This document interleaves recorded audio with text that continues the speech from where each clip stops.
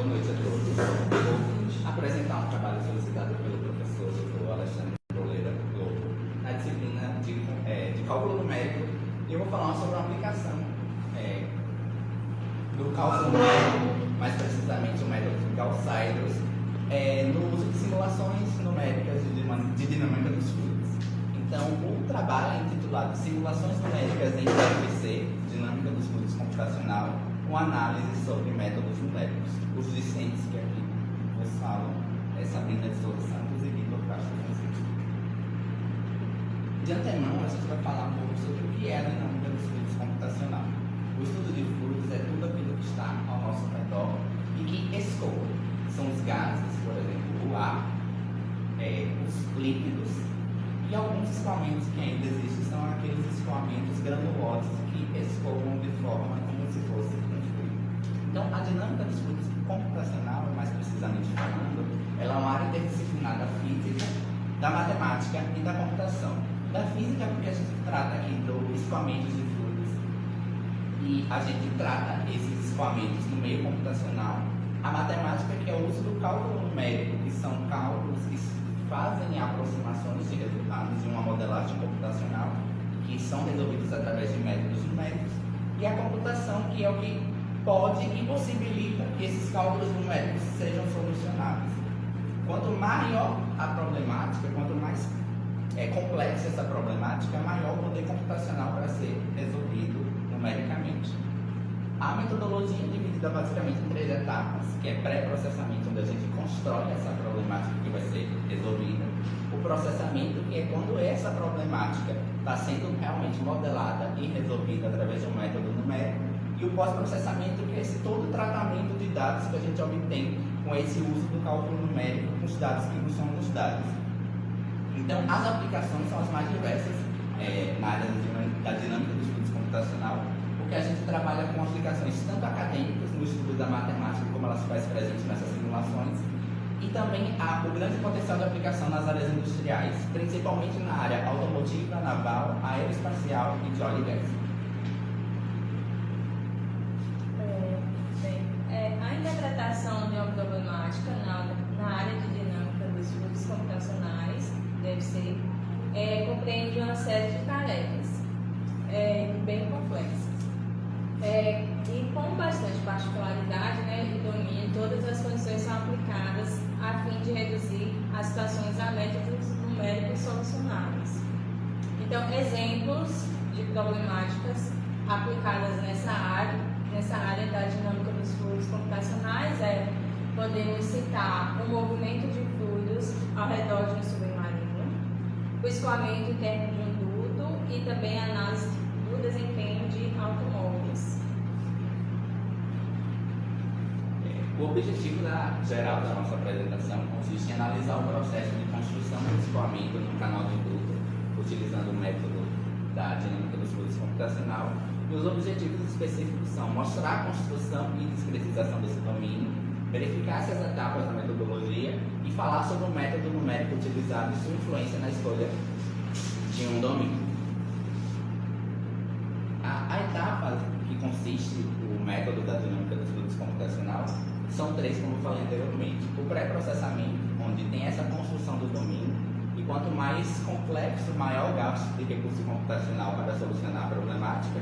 O processamento, que vem a partir do método dos volumes finitos, da geração de uma grade com certo número de volumes, ou seja, as equações de governo de fluidos são as equações de Navier-Stokes, que são equações que são derivadas parciais de segunda ordem.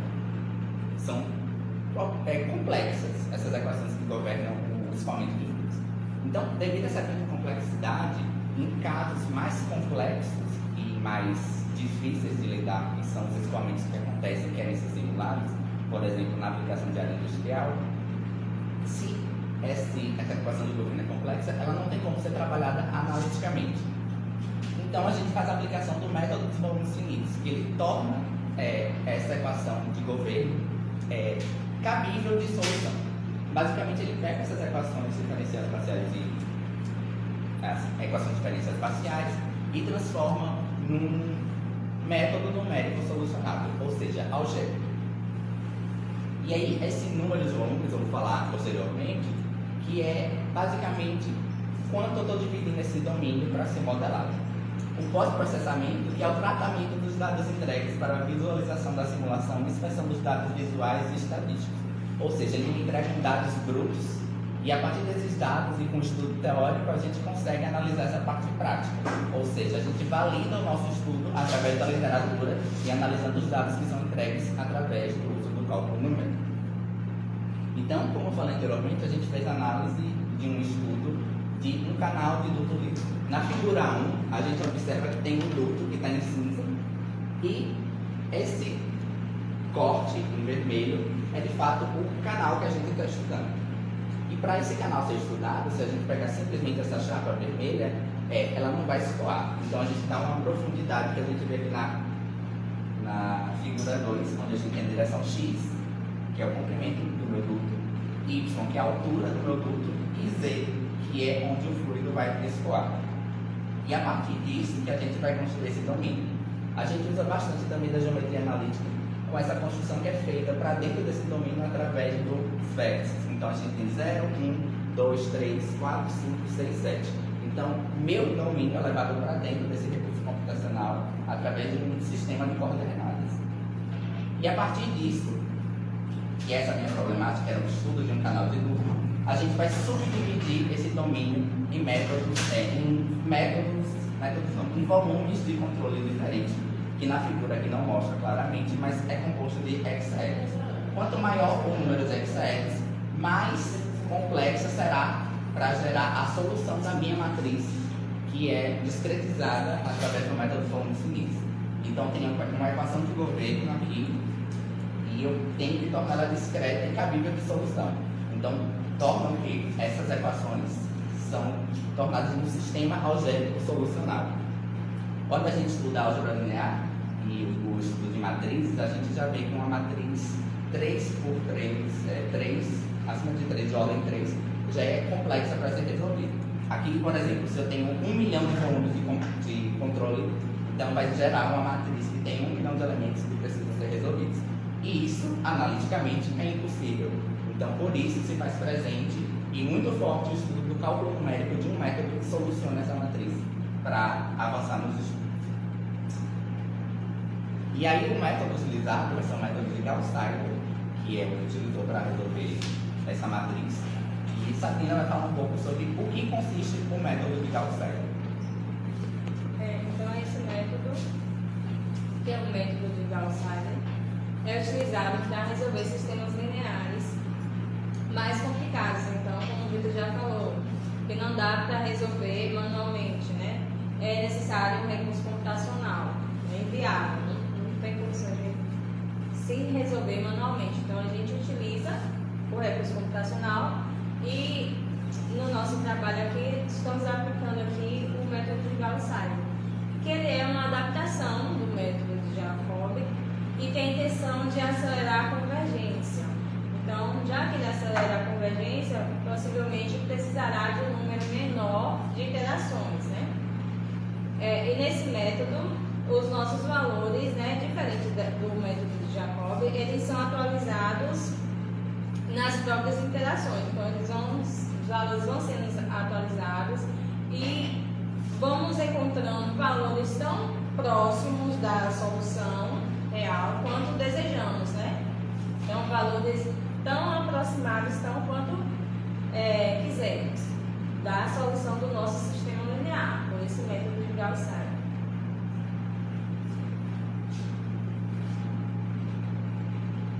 Prosseguindo, a gente tem aqui uma parte do programa que foi utilizado, que foi a plataforma Orifon, que é uma plataforma de código aberto que possibilita esse estudo de escoamentos e da dinâmica dos fluidos computacional.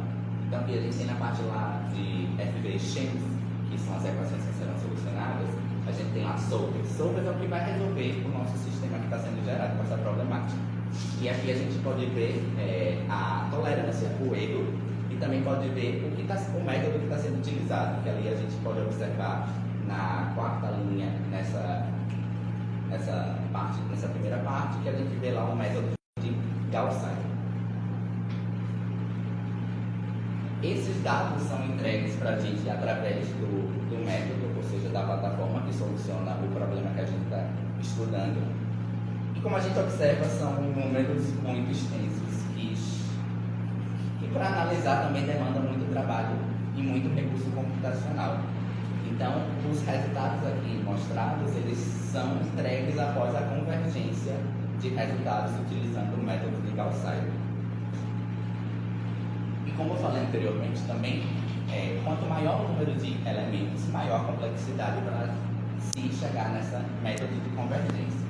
Então, aqui nós temos malhas que vão de 36.082 elementos a 2.060.610 pontos.